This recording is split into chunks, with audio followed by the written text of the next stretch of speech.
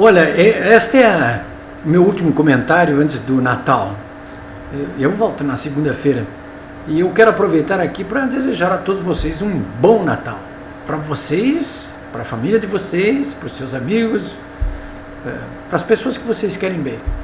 Eu não quero desejar aqui um Feliz Natal para todos os brasileiros, porque eu sei que isso aí é exagerar, né? Porque com a situação que nós estamos vivendo no Brasil, não dá para dar votos de felicidade para todo mundo, de um modo geral, em relação ao país como um todo, né? Mas aqui fica os meus desejos de um bom Natal para vocês que estão me vendo aqui, que me acompanharam durante todo este ano, né? Eu fiz um preview desse comentário nesta quarta-feira à noite, no dia 21 de dezembro de 2015, quando me reuni com um grupo de amigos que têm me acompanhado, companheiros de luta de muito tempo, dessa batalha aí que nós estamos travando aqui no Rio Grande do Sul com o PT já há 30 anos, né?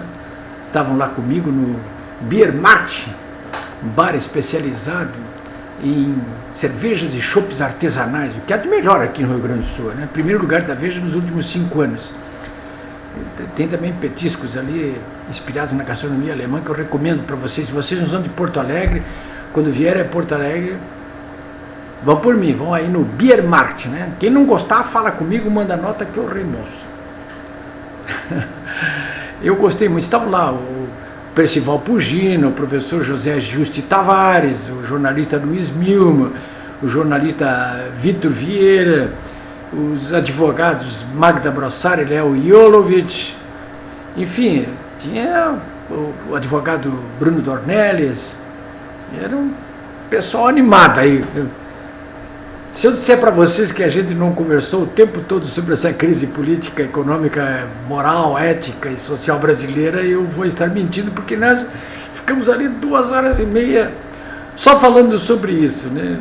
Eu até bati uma foto, botei no meu Facebook, e depois que eu olhei a foto atentamente, olhando para aquelas cabeças brancas, digo, pô, me lembrei de uma expressão dos meus amigos do PSDB democrático que se referem à turma que cerca o Aécio Neves, os cabeças pretas.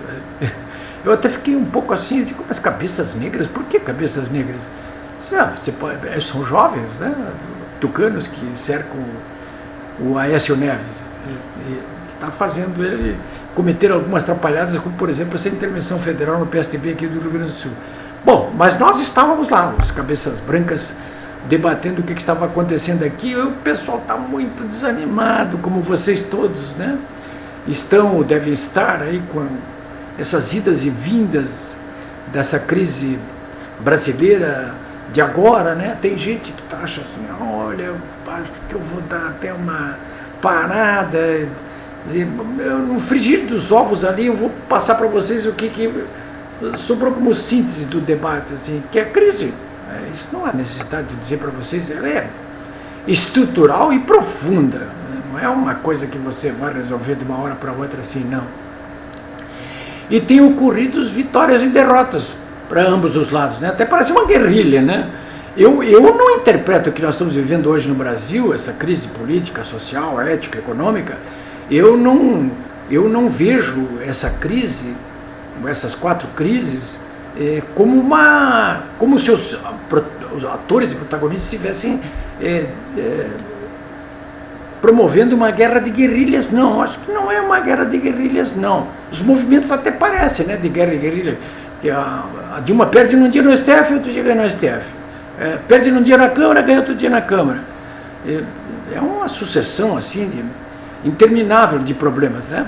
Mas eu vejo na minha frente assim aquele livro do von Clausewitz, né? Que para mim é o maior teórico das guerras. E já talvez apenas alguns chineses tenham batido ele, né? Mas de qualquer maneira é o seguinte, o livro é Da Guerra, é o nome do livro. Eu li há muito tempo atrás, né? Acho que nós estamos diante de uma guerra. Isso aí é uma guerra. Então, o que vai acontecer, né? Em que momento da guerra nós estamos agora?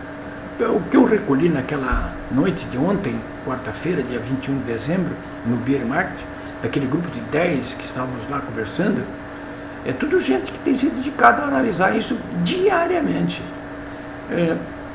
O que deu para recolher dali é o seguinte, nesse momento o que acontece é que o nosso lado, né, o lado dos patriotas, dos democratas, o nosso lado agora parece depender exclusivamente de dois fatores. Primeiro, do aguçamento da crise econômica. Né? Não que a gente esteja torcendo para que a crise econômica fique mais feroz, não, é que é inevitável. Né? É inevitável. Nessa quinta-feira, a Dilma já pegou quase R$1 bilhão lá de uma poupança que tem no Fundo Soberano do Brasil. Então, isso aí dá uma ideia, mais ou menos. Quer dizer, as 3 agências de avaliação de riscos que existem no mundo, as principais das 3, já desclassificaram o Brasil.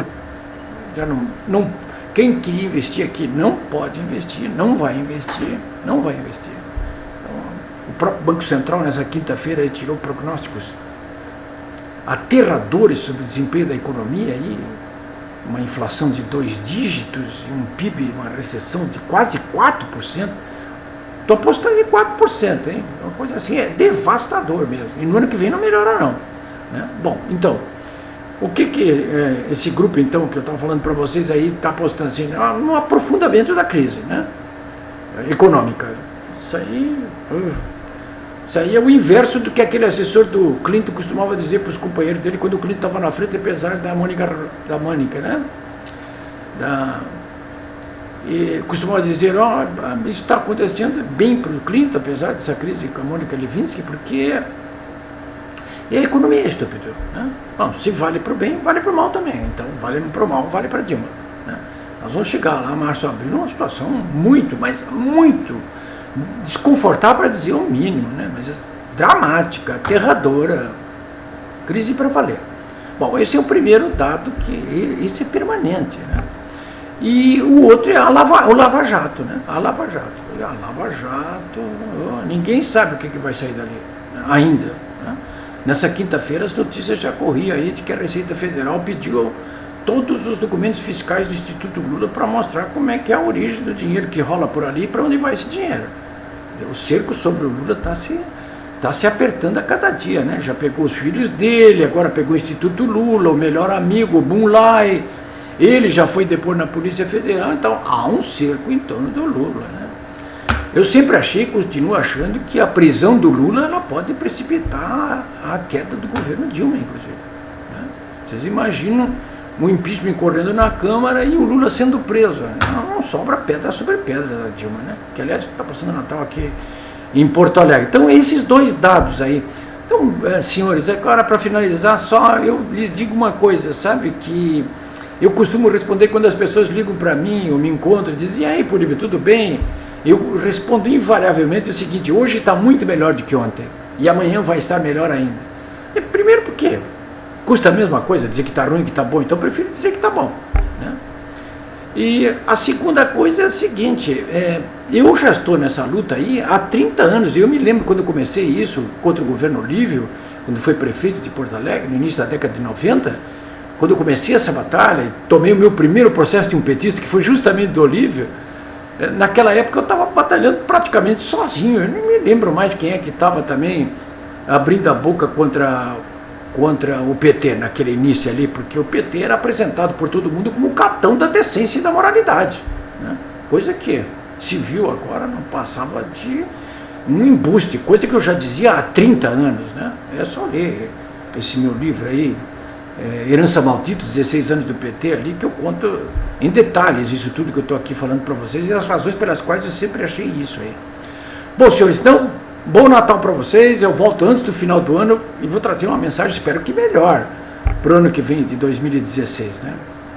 Até lá.